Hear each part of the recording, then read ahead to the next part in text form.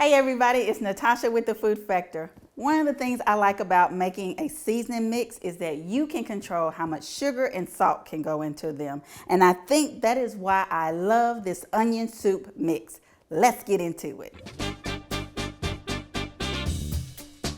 So we're gonna start off, you're gonna need a jar to put all of your seasonings in. I've already added the 2/3 cup of minced onions. And then I'm going to add our parsley,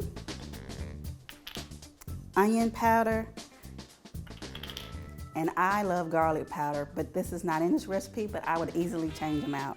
This is turmeric, you have celery salt, and you have sugar and salt, just because you need that balance.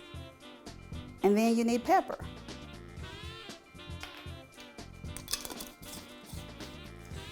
And just like that, you got a great onion soup mix.